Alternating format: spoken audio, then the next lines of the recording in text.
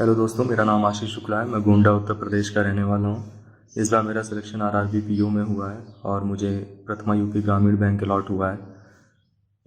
इस बार का जो सिलेक्शन है मेरा मेनली देखा जाए तो मेरे हिसाब से वो इंटरव्यू के मार्क्स के वजह से ही हो पाया है, क्योंकि कट ऑफ तो हाई थी इस बार। तो मैंने ये वीडियो बनाया अपना इंटरव्यू एक्सपीरियंस शेयर करने के लिए और मैंने कैसे प्रिपरेशन की उसकी ये बताने के लिए। तो इंटरव्यू की प्रिपरेशन में जो सबसे पहला स्टेप है वो बैंकिंग अवेयरनेस की प्रिपरेशन है। और ये प्रिपरेशन एक हफ्ते इंटरव्यू के एक हफ्ते पहले या 10 दिन पहले या 20 दिन पहले नहीं की जा सकती है। आपको इसके लिए कंटिन्यूअस प्रोसेस में रहना होगा। आप स्टार्टिंग से जैसे बाकी सब्जेक्ट्स पढ़ते आ रहे हैं वैसे ही आपको बैंकिंग अवेयरनेस पढ़ना होगा, तभी जाके आपके अंदर वो कॉन्फिडेंस आ पाएगा इंटरव्यू रूम के अंदर कि आप सभी क्वेश्चंस का आंसर दे पाएँ या फिर क्रॉस क्वेश्चनिंग के भी आंसर दे पाएँ, या फिर अगर वहाँ पे आपको ट्रिक किया जा रहा है तो आप उसको पकड़ पाएँ जैसा कि मुझे किया गया था। तो या तो ये तो कंटिन्यूअस प्रोसेस है, आपको स्टार्टिंग से ही रखना पड़ेगा।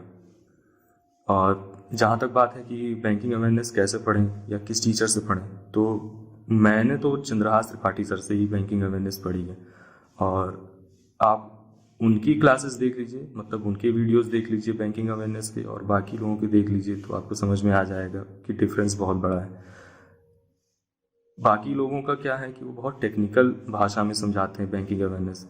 हम तो बैंकिंग सेक्टर से हैं नहीं, तो हमें उतनी टेक्निकल भाषा समझ में भी नहीं आती है, बस हम रट लेते हैं।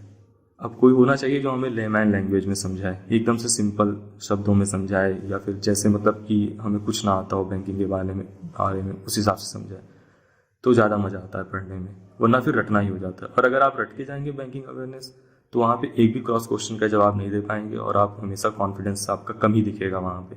और एक बार अगर उन्हें पता लग गया कि आप रट के आए हैं, फिर वो आपको बहुत अच्छे से ग्रिल करेंगे वहाँ पे अंदर, और मार्क्स भी आपको कम ही मिलेंगे। और अगर आपका कॉन्फिडेंस उनको दिख गया अच्छा है, फिर उसके बाद में वो ज़्यादा पूछेंगे भी नहीं, एक दो क्रॉस क्वेश्चनिंग करेंगे, उसके बाद में आपको उस टॉपिक से छोड़ देंगे। तो मैंने तो पूरी प्रिपरेशन चंद्रहास त्रिपाठी सर की ही वीडियो से किया है और उनकी प्रॉपर क्लासेस अटेंड की हैं, और लगभग उनकी वीडियोस तो मैंने 3-4 बार देखी है रिपीट पे लगा लगा के, जितनी भी वीडियोस थी। और मैं इसलिए नहीं देखता था वीडियो कि मुझे वो समझ में नहीं आ रही है, मैं इसलिए उसको बार बार देखा हूँ रिपीट करके, क्योंकि मुझे वहाँ एक्सप्लेन भी करना था। तो कैसे एक्सप्लेन करना है, क्या एग्जाम्पल्स देने हैं, क्या चीज़ को पॉइंट आउट करना है वहाँ पे बताते समय, तो ये सब मैं ध्यान देने के लिए ज़्यादा बार देखा था। खैर, और फिर उसके बाद में दूसरा सेक्शन आता है इसमें कि आपका जो पर्सनल जो आपके जो इन्फॉर्मेशन है, या फिर कह लीजिए जो आपका इंट्रोडक्शन पार्ट है, इंट्रोडक्शन पार्ट आपको बहुत अच्छा प्रिपेयर करना पड़ेगा।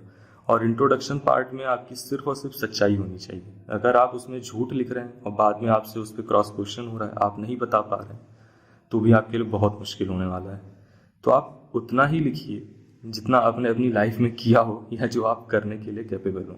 आप वहाँ पे बहुत ज़्यादा हवाई बातें मत अपने इंट्रोडक्शन में मत बताइए कभी। अगर आपकी कोई हॉबीज़ नहीं है तो आप हॉबीज़ मत मेंशन कीजिए ज़बरदस्ती का।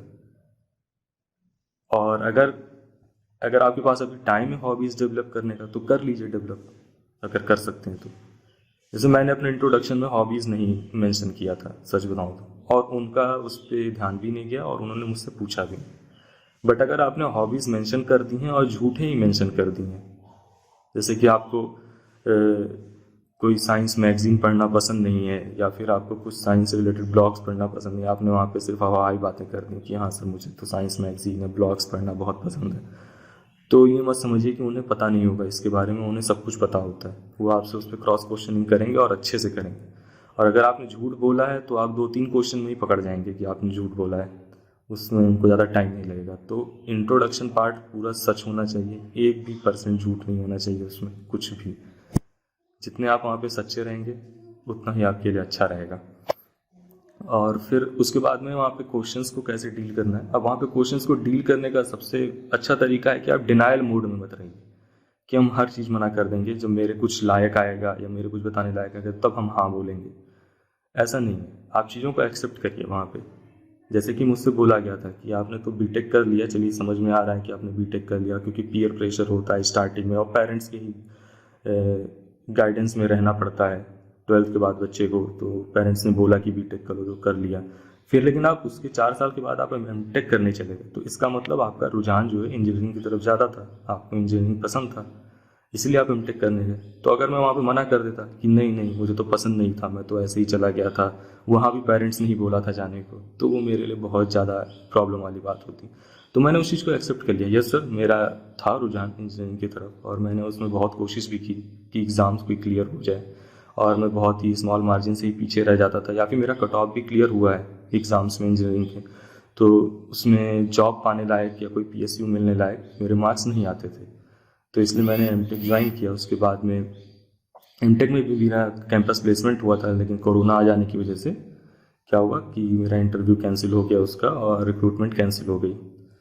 तो इसलिए फिर मैंने बैंकिंग सेक्टर की तरफ शिफ्ट किया। तो मैंने सच बोल दिया कि हाँ मेरा था, मैंने बहुत स्ट्रगल किया उस फील्ड में भी, ऐसा नहीं कि मैं ऐसे ही गिव अप करके चला आया। तो फिर उसमें उन्होंने मुझे कुछ नहीं पूछा, क्रॉस क्वेश्चन नहीं किया, ना ग्रिल किया।